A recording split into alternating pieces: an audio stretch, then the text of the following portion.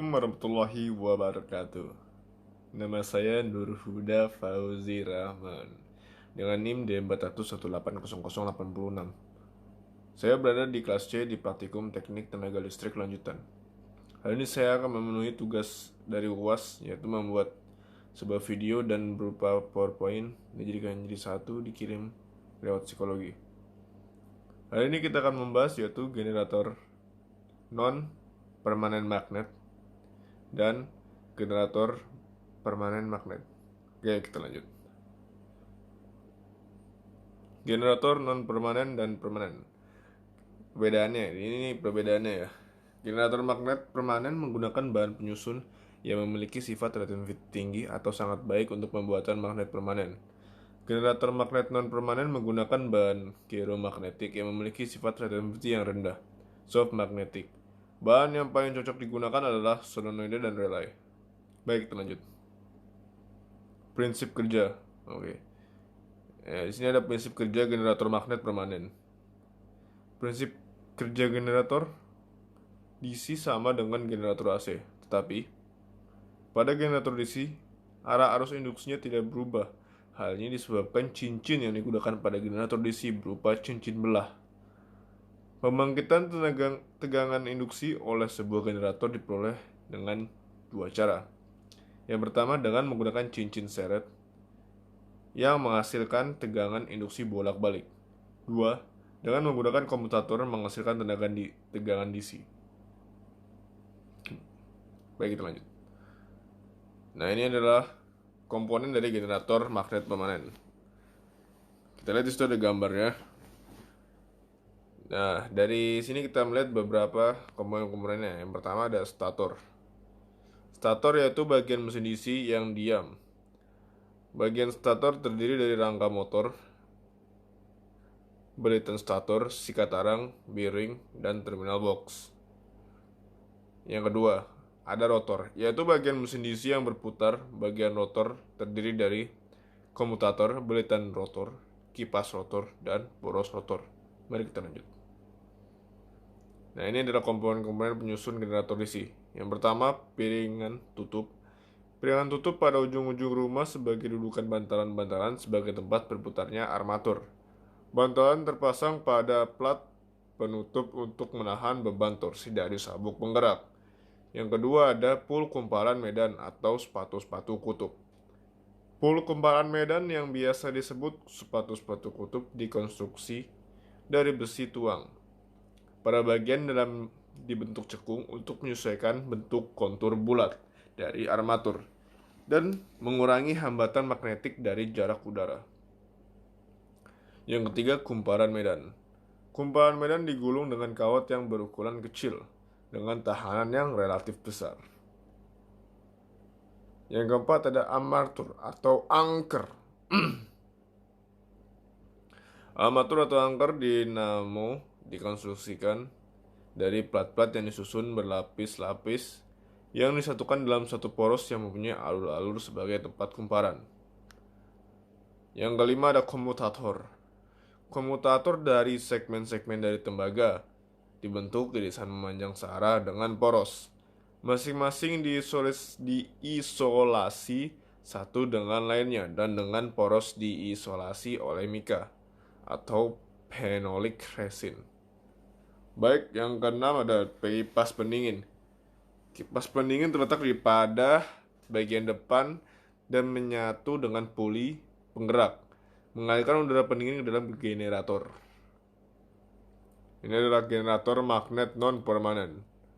Terdiri dari satu stator yang merupakan bagian generator yang diam yang menghasilkan tegangan bolak-balik.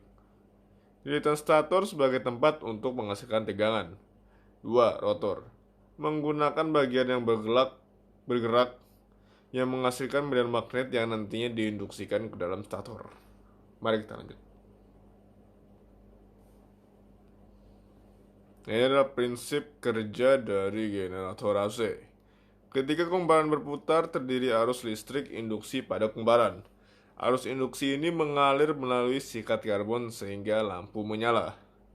Saat posisi kumparan tegak lurus terhadap arah medan magnetik, arus induksi akan berhenti mengalir sehingga lampu akan padam.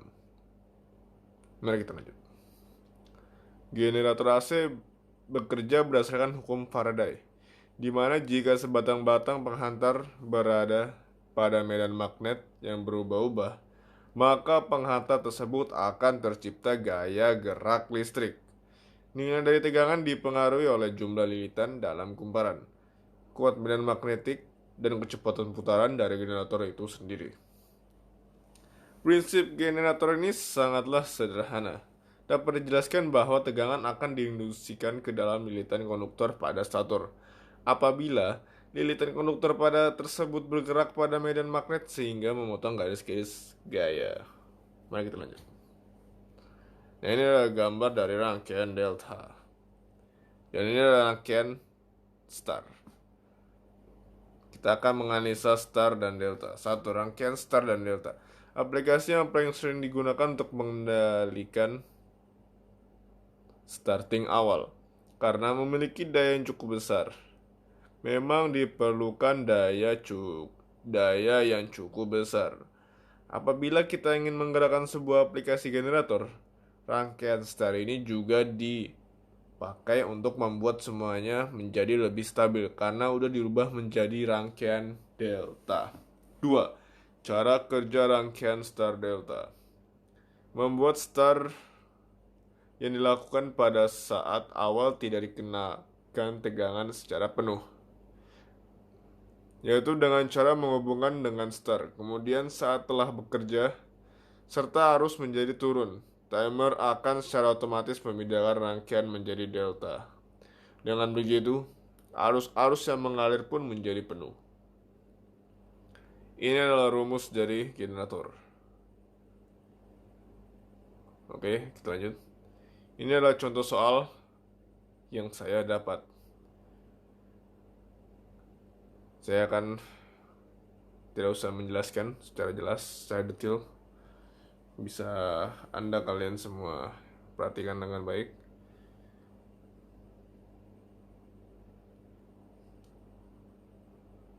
Oke, baik, kita lanjutkan. Ini adalah contoh soal kedua, yaitu generator hubung star dengan 4 kutub.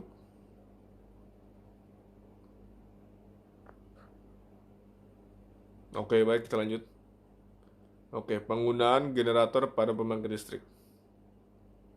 Sebenarnya generator pada pembangkit listrik ini ada banyak ya, seperti PLTD, PLTA, PLTB, PLTD. Saya akan mengambil 2 aja di sini, yaitu penggunaan generator pada PLTA dan penggunaan generator pada PLTB.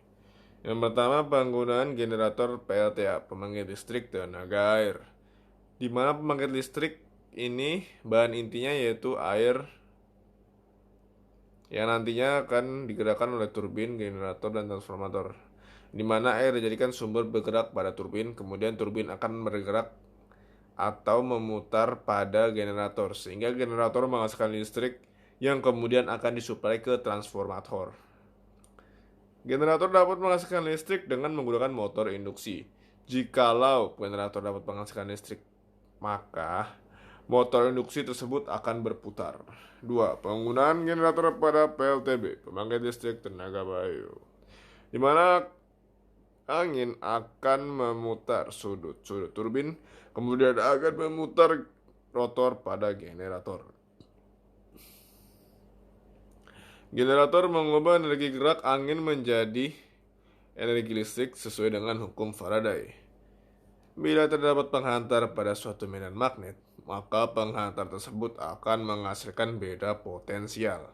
Ketika poros generator mulai berputar, maka akan terjadi perubahan pada flux yang menghasilkan tegangan dan arus listrik yang kemudian akan menghasilkan dan masuk ke transformator yang untuk menaiki tegangan yang kemudian akan ditransmisikan ke konsumen.